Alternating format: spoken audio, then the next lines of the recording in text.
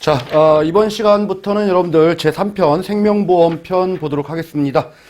자, 우리 제7장 생명보험의 개요라는 게 나와 있죠. 생명보험 파트는 여러분들, 우리가 객관식 문제 이제, 21번부터 30번까지 사지선다 문제로 10문제가 출제됩니다. 자, 처음에 이제 생명보험과 관련된 법규 나와 있는데, 앞에서도 이제 잠깐 설명을 드렸죠. 생명보험과 관련된 생명보험 계약과 관련된 근거 법률, 아주 기초가 되는 법률은 우리 이제 상법에 규정을 하고 있어요. 상법 제4편에 보험편이다라고 해서 상법에서 규정을 하고 있고요. 그리고 또 앞에서 공통파트에서 공부했던 거 보니까 생명보험 회사가 설립하고 관리 감독은 이렇게 하고 라고 하고 규정한 법률이 바로 보험업법이죠. 그래서 생명보험과 관련된 우리 관리 감독의 근거 법률은 보험업법이에요. 보험업법. 그래서 우리 감독 원칙이 실질적 감독주의다라는 걸 공부했죠. 자, 이처럼 여러분들 생명보험과 관련돼서는 이제 상법의 규정을 토대로 생명보험 계약이 이제 만들어지는 거고, 그리고 각 회사들은 이걸 기초로 해서 표준약관이라는 것을 만들어요. 표준약관. 이 표준약관들은 우리가 여러분들 상법에 위배되면 안 되겠죠. 그리고 이 상법보다는 우리 보험계약자의 권리를 조금 더 확대해주는 쪽으로 만드는 것은 상관없지만 우리 계약자의 권리를 더 축소시킨다라고 하면 우리 법 위반인 거죠. 상위법률 위반. 그래서 이 표준약관은 상법보다 계약자 권리를 확대 가능하지만은 축소는 안 된다. 뭐 이렇게 기억을 해두시면 되고, 자, 우리 실질적인 관리 감독은 보험업법의 규제를 받는다. 또 이렇게 보시면 돼요. 그리고 우리 여러분들 상업과 관련된 부분들 여러 업체들, 즉 생명보험 회사들이 담합을 해서 판매하면 안 되겠죠. 자, 그런 행위들을 우리는 공동행위다 이렇게 얘기해요. 공동행위와 관련된 부분들은 하면 안 된다라고 이제 규정한 법이 있죠. 그 법이 뭐냐면은 우리 쭉 보시다 보면은 맨 하단 쪽에 독점 규제 및 공정거래에 관한 법률, 우리는 공정거래법 뭐 이렇게 얘기하죠. 공정거래법. 자, 이런 법률의 적용도 받는 거고요. 또 하나는 여러분들 변액보험과 관련된 부분들은요. 변액보험과 관련된 부분들은 우리가 펀드의 성격을 가지고 있기 때문에 자본시장법의 규율도 받아요. 자본시장법. 자, 그거 이외에도 여러분들 여러 가지 법률, 특히 이제 예금자 보호법이라든지 이런 법률들의 적용들을 다 받고 있는 게 바로 생명보험이다라는 겁니다. 자, 이렇게 써드린 이유는, 요 네 가지를 써드린 이유는 시험 문제가 요 네 가지 위주로 시험 문제 나오기 때문에 그래요. 자, 생명보험 계약을 근거로 하는 법률은 뭐냐라고 하면은 상법이고요. 자, 관리감독의 근거 법률은 뭐냐라고 하면은 보험업법이고요. 공동행위 그리고 변액보험 관련돼서는 공정거래법, 자본시장법 이렇게 여기 이제 공동행위라든지 변액보험 이런 것들을 빈칸 채워놓고 빈칸에 들어갈 알맞은 말로 바르게 나열한 것은 이렇게 고르는 문제도 나오고 있고, 또 이 표준약관이라고 하는 것은 무슨 법? 요 상법보다 계약자 권리를 축소한다, 확대한다, 확대한다 뭐 이렇게 빈칸 채우기 문제로도 등장을 한다라는 겁니다. 자, 다음 4번 가겠습니다. 생명보험의 정의라고 되어 있는데, 우리 생명보험이라고 하는 것은 보험 계약자가 있고요. 그리고 보험회사가 있겠죠. 그리고 보험 수익자가 있을 거고, 그리고 이제 피보험자도 있을 겁니다. 자, 보험 계약자가 보험회사한테 계약을 체결하는 거죠. 청약을 합니다. 조건은 뭐냐? 이 피보험자가 생존 또는 사망했을 경우에 이 보험 수익자에게 보험금을 지급해 달라라는 계약이죠. 그렇죠? 그래서 생존 또는 사망이라는 게 바로 보험 사고가 발생했다 이렇게 얘기를 하는 거고, 그러기 위해서는 보험 계약자는 약정한 보험료를 납부하면 되는 거고, 보험회사는 그런 사고에 대해서 위험 부담을 지면서 가입한 금액, 보험 가입 금액을 지급하면 되는 거죠. 이게 바로 이제 보험금이라는 거죠. 이 보험금이라고 하는 것은 서로 간에 약정한 금액이죠. 자, 이렇게 생명보험 계약에 관련된 이제 정의를 여러분들 쭉 풀어놓고 빈칸에 알맞은 말은 뭐 바르게 나열한 것은 이렇게 이제 시험 문제가 나오니까 기본적으로 생명보험 계약에 대한 정의 정도는 그 한 3줄 나와 있는 거 좀 읽어보시면 되겠죠. 이제 어려운 말은 아니니까. 자, 다음으로 여러분들 두 번째 단락에 그런 말이 나옵니다. 보험업을 규율하고 있는 보험업법 제2조에서는 보험업법이래요. 이 보험업법에서는 뭐라고 얘기하냐면은 생명보험 계약과 관련된 부분들에 대해서 이제 정의를 쭉 내리고 이 보험업법 시행령 쪽에서는 뭐라고 하냐면은 생명보험 계약이라고 하는 것은 생명보험 계약과 연금보험 계약으로 열거하고 있다 이런 말이 나옵니다. 자, 생명보험 계약은 여러분들 우리가 사람이 죽었을 때 주는 이런 사망보장 계약도 있고 살아서 주는 보험이 연금보험 계약이죠. 그래서 우리가 생명보험 계약, 우리가 연금보험 계약 이런 것들을 규율한 법률이 바로 보험업법 시행령 쪽에서 이렇게 규정한다. 이런 말도 나와 있네요. 자, 그래서 그 밑에 이제 별표 1이 나옵니다. 자, 생명보험업이란 생명보험 계약과 연금보험 계약 이렇게도 구분한다.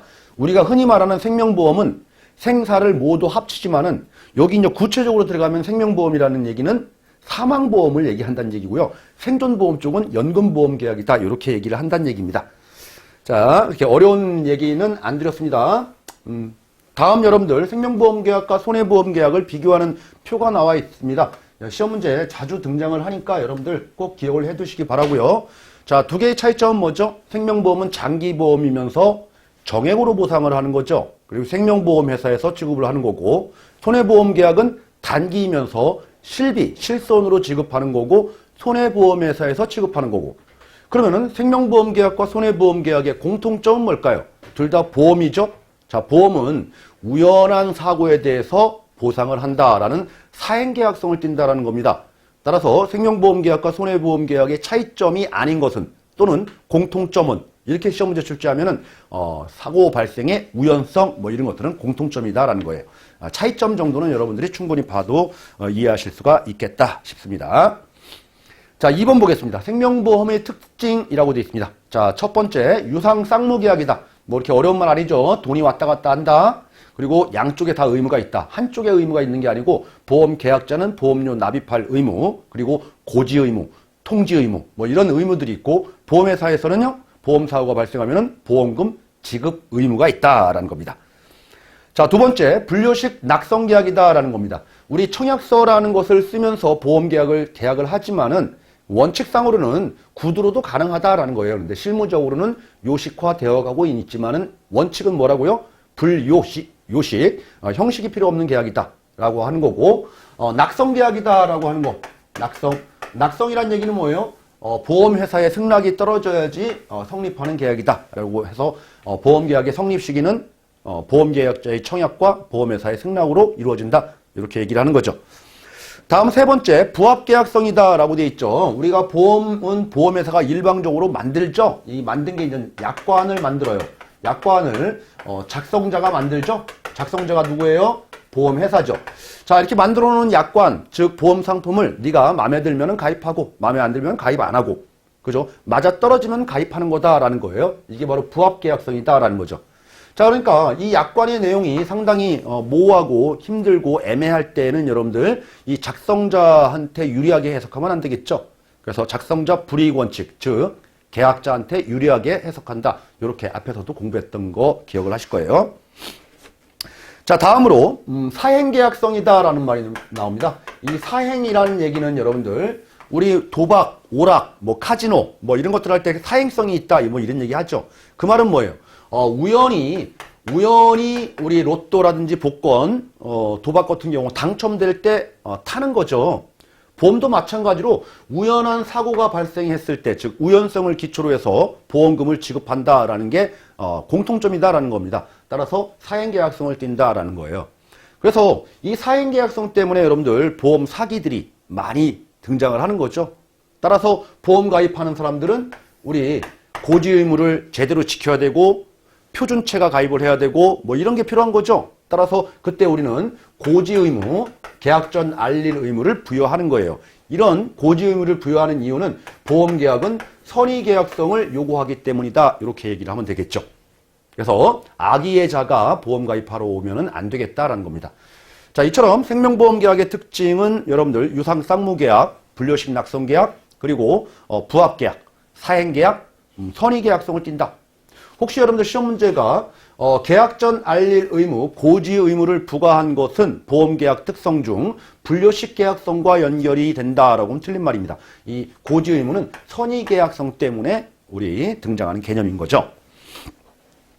자, 나번 보겠습니다. 생명보험 상품의 특징 해가지고 뭐 어려운 말 없습니다. 자, 무형의 상품이다 라고 되어 있고요. 그리고 미래지향적이고 장기 효용성 상품이다.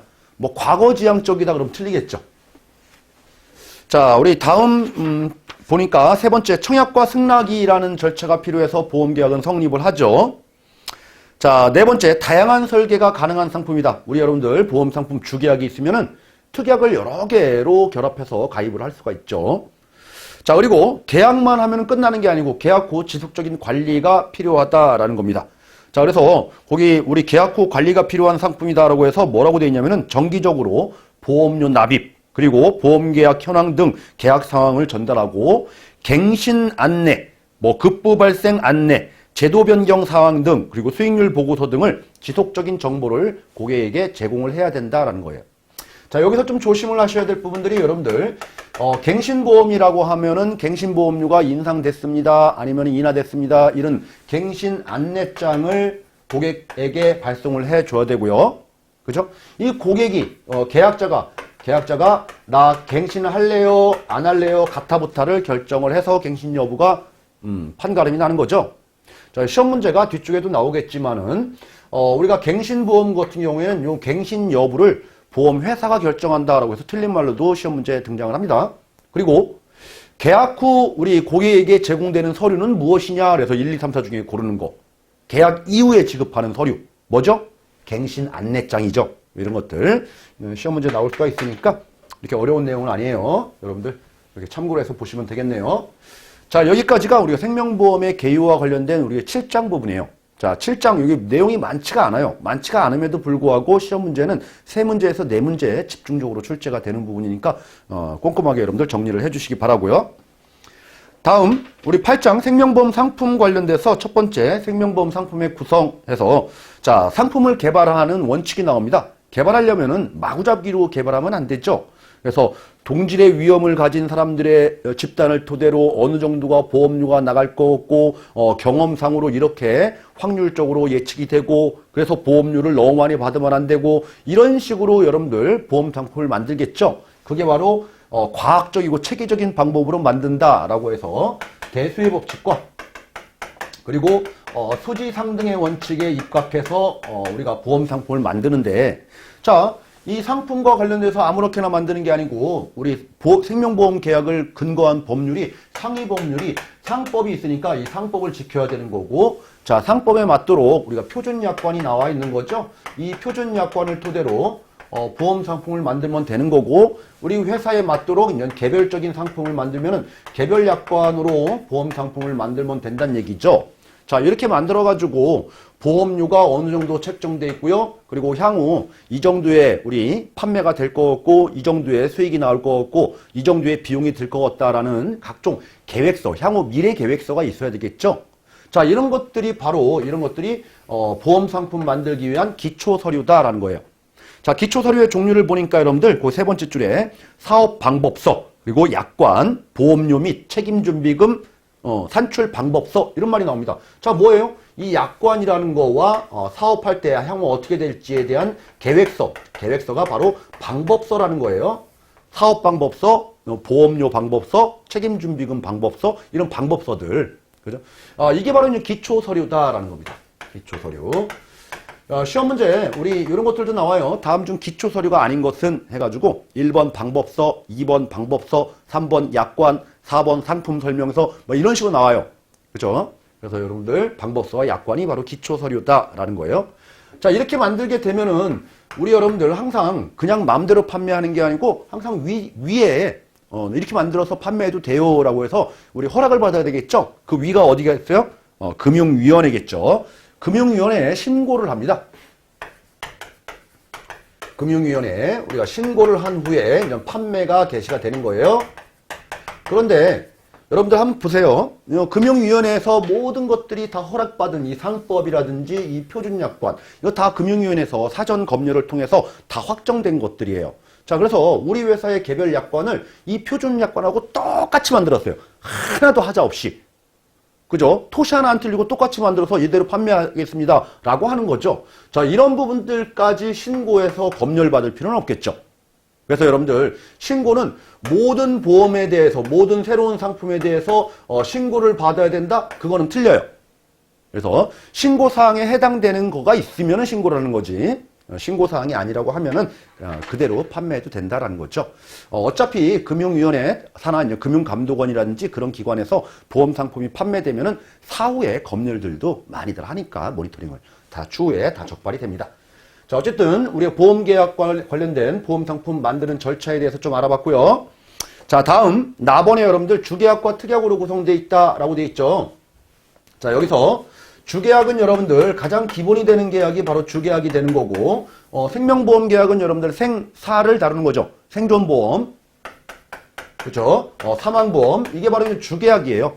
연금은 연금이 주계약인 거고, 그리고 종신보험은 종신, 사망이 주계약인 거죠. 그러면 여러분들 주계약은 보장성 보험으로만 설계하는 게 아니고 저축성 보험으로도 설계가 되는 거죠.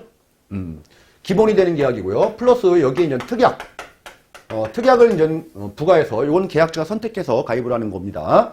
따라서 기본의 기본이 되는 거, 기초가 되는 이 주계약만 보험 가입하고 특약은 가입 안 할 수도 있는 거죠. 그래서 주계약만으로는 보험 상품 가입이 가능한 거고, 특약은요, 붙여도 되고 안 붙여도 되고.